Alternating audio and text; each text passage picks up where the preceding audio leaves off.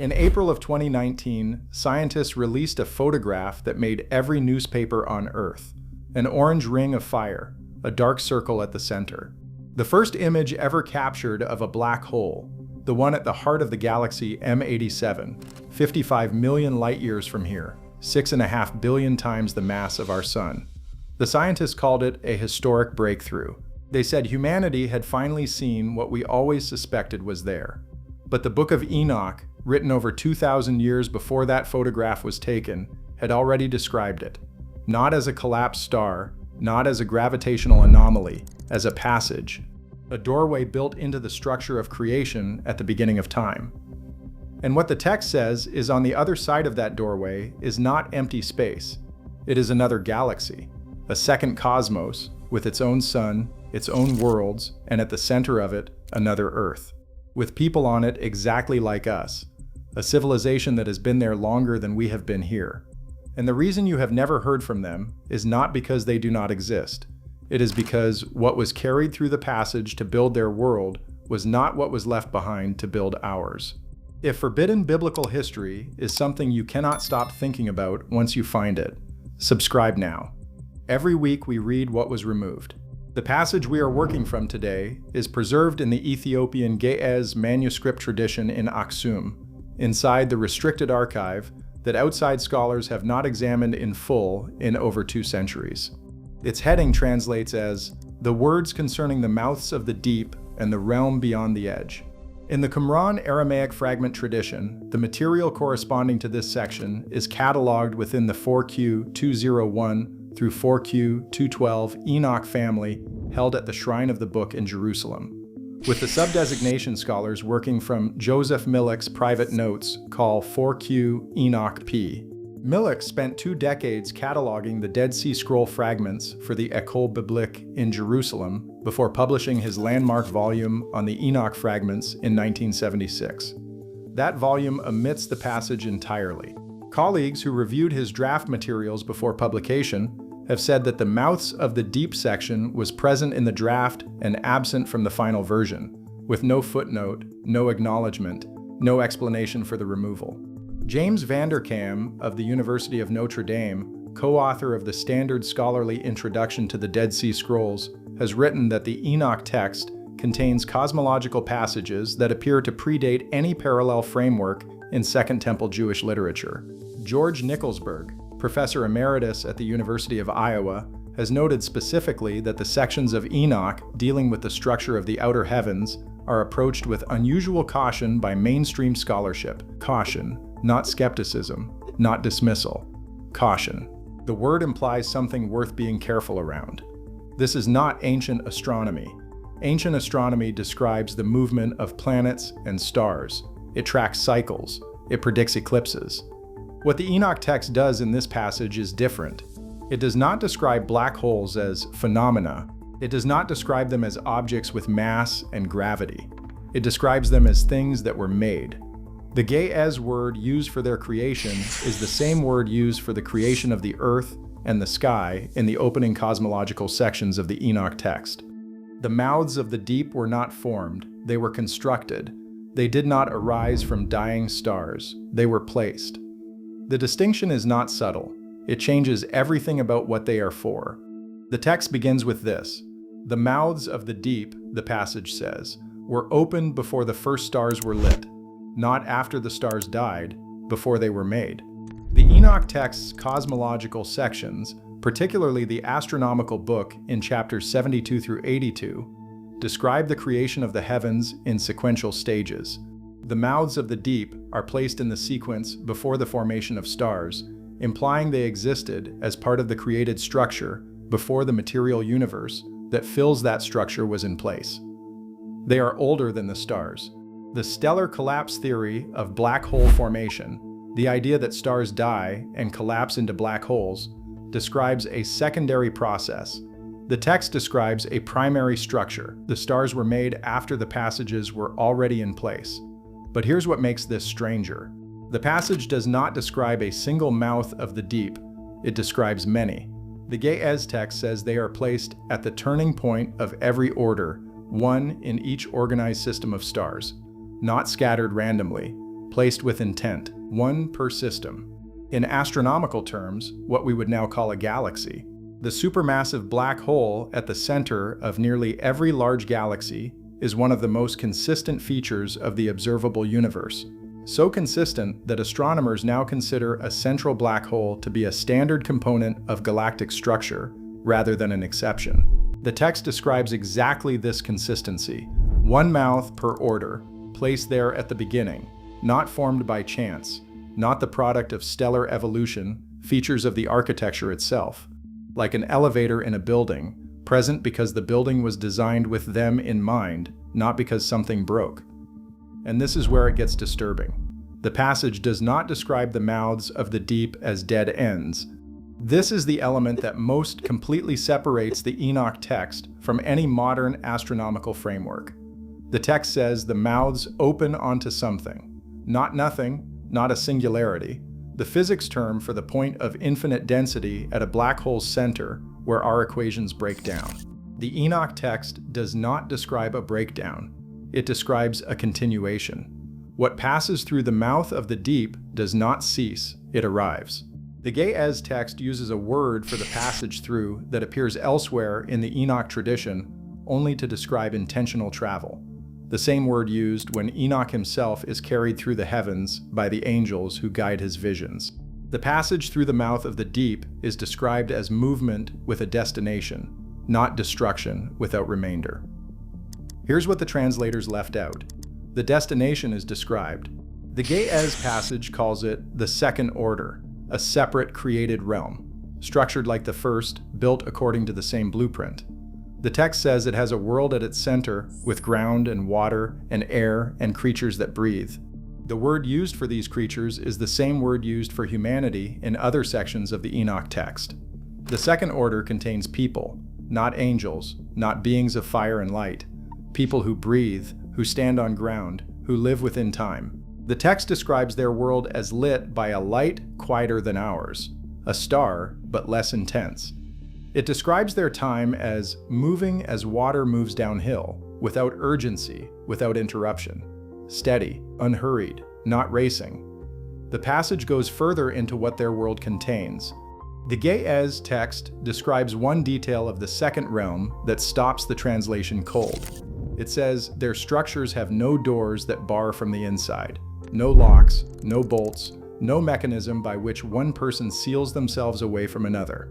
The text states this as an observation, the same flat way you would note that a building has two windows, not as philosophy, as a physical description. A world without locks is not a primitive world. It is a world that solved the problem that made locks necessary. Our world invented locks because it invented theft. Theft exists because of scarcity. Scarcity in our world is not natural. It is the downstream consequence of warfare and the economic systems warfare generates. Remove Azazel's weapon knowledge and the chain breaks. No weapons. No organized warfare.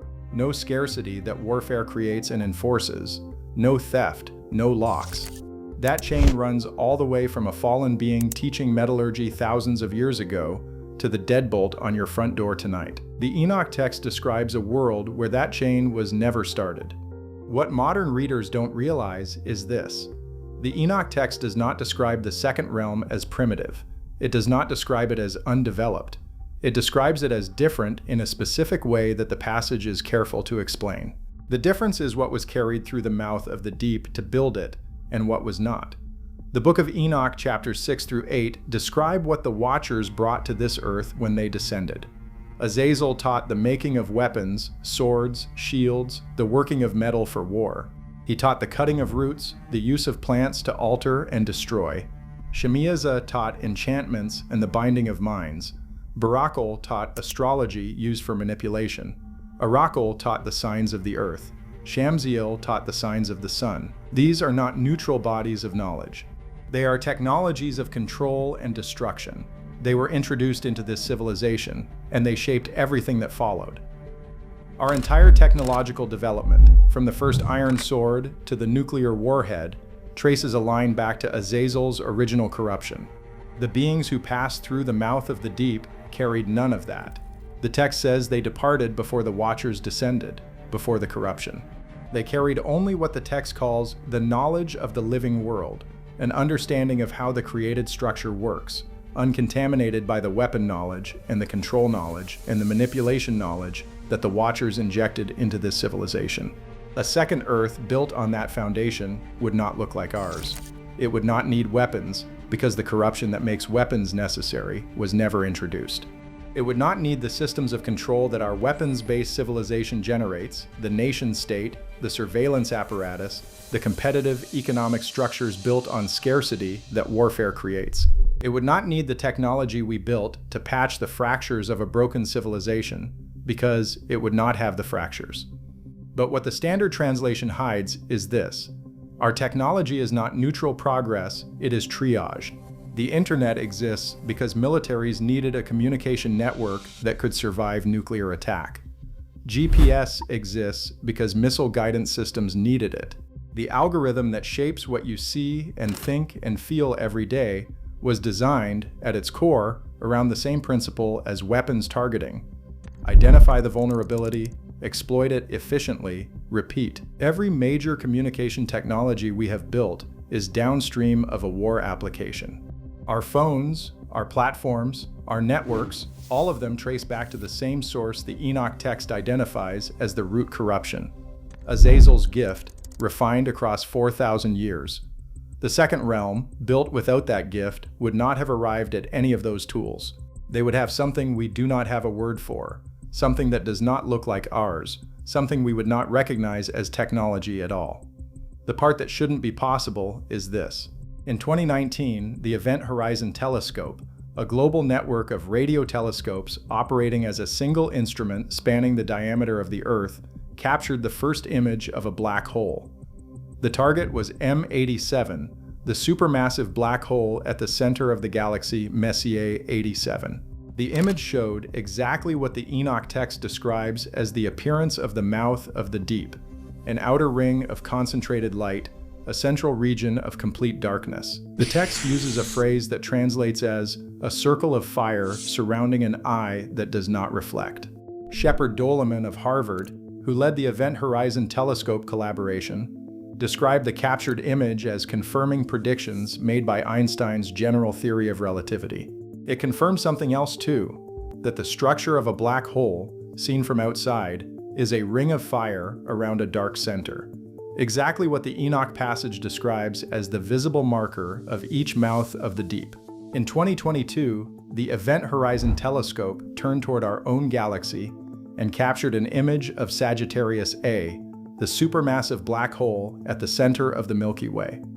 4 million solar masses, 26,000 light-years from Earth, the same ring structure, the same dark center. The mouth of the deep at the turning point of our own order, exactly where the Enoch text says it would be. The image was released publicly. The scientific community celebrated it as confirmation of galactic structure theory. No one in the mainstream press noted that a 2,000-year-old banned religious text had described the same structure in the same location for the same reason. There is also the information paradox. Stephen Hawking proposed in 1974 that black holes slowly emit radiation and eventually evaporate, meaning that over an incomprehensibly long time span, a black hole loses mass and disappears. The paradox is this: if everything that falls into a black hole is eventually destroyed when the black hole evaporates, then the information carried by those things, their structure, their composition, the physical record of everything they were, is gone forever. Physics says information cannot be destroyed. That is a foundational rule. The paradox has no fully accepted solution. The leading candidate among theoretical physicists is that the information is not destroyed, but transmitted, that it exits somewhere else. The Enoch text does not call this a paradox, it calls it the function of the passage. The information does not disappear, it arrives. In 1977, a radio telescope at Ohio State University called Big Ear received a signal. The astronomer on duty, Jerry Amon, circled it in red pen and wrote one word in the margin: wow. The wow signal, as it has been known ever since, lasted 72 seconds. It came from the direction of the constellation Sagittarius, the same region of the sky where Sagittarius A star sits. It has never been explained. It has never been repeated. It has never been officially classified as anything other than anomalous. The Enoch text says the mouth of the deep at the center of our order transmits. It says the transmission is detectable to those who know where to listen. The wow signal arrived from the direction of our galaxy's central black hole. It was detected once. It was never followed up with the urgency the detection warranted. Funding for the Big Ear telescope was cut. The telescope was demolished in 1998 to make room for a golf course. Loops were closed. The instrument was gone. The signal was filed. The suppression of the passage of the deep follows the same path as every other suppressed Enoch section. The Council of Laodicea in 364 CE removed the Book of Enoch entirely. But the cosmological passages describing the structure of the outer heavens were specifically targeted by the early church fathers. Augustine, writing in City of God in the early 5th century, explicitly argued against the concept of multiple created worlds, a position he developed in direct response to Epicurean philosophy, but one that also functioned as a theological barrier against precisely what the Enoch passage describes. If a second order exists, with people in it, then this world is not the unique object of divine attention that Christian theology required it to be. The second realm passage does not merely contradict a scientific assumption, it contradicts the theological foundation of Western civilization. Augustine understood this. He built the wall accordingly. Jerome, producing the Latin Vulgate around 400 CE, called Enoch's cosmological passages the visions of a man who mistook the structure of his own imagination for the structure of the heavens. R.H. Charles, whose 1906 English translation is the standard Western reference, published the Ethiopian Enoch in full, or appeared to. The section corresponding to the mouths of the deep is abbreviated in his English version by a margin researcher's estimate at over 500 words. 500 words. The largest single gap in his entire translation. No footnote, no acknowledgement.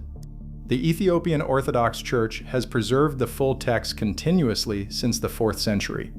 Their manuscript does not have the gap. In 2023, a physicist at the California Institute of Technology submitted a grant application to study what she described as the potential structural correspondence between ancient cosmological texts and current theoretical models of black hole connectivity. The grant was declined by 2 separate funding bodies. The stated reason in both cases was insufficient scientific precedent. She resubmitted with additional theoretical framing in early 2024. The second submission is still under review. Her name has not been made public. She has declined all press inquiries. Now, let me be clear. I am not saying that a literal second Earth is sitting on the other side of the black hole at the center of our galaxy, populated by people who are reading and breathing and living their quieter lives right now. I am not saying the wow signal was a transmission from that second realm. Ancient texts carry error, interpretation, and the limitations of the minds that copied them across thousands of years. But what the Enoch passage describes, the mouths built before the stars, one per order, leading to a second creation, populated by people who carry none of the corrupting knowledge introduced into this civilization, matches the current theoretical physics of black hole connectivity with a precision that should not be possible for a writer in the 3rd century BCE. Kip Thorne of Caltech, who won the Nobel Prize in Physics in 2017 for his work on gravitational waves, has spent decades developing the theoretical framework for traversable wormholes, passages through space-time that connect 2 separate regions of the universe. His equations do not forbid a destination, they only require one to exist. The Enoch text says the destination exists. The text says it has been there since before the stars. The mouth of the deep at the center of our galaxy is 26,000 light-years away. Its image sits in a scientific archive in Cambridge, Massachusetts, captured in 2022, orange and dark and structured exactly as the text describes. The wow signal is in a file at Ohio State. The Ethiopian manuscript is in Aksum, and somewhere on the other side of that dark center, if the text is right, people are living in a world with no iron weapons, no noise of nations at war, no technology built to manage the damage of a civilization that was corrupted at its foundation. A world that developed in silence, in unhurried time, without the wound of the forge. The mouth is still open, It has been open since before the first star was lit. It will be open when the last one goes dark. The passage was always there.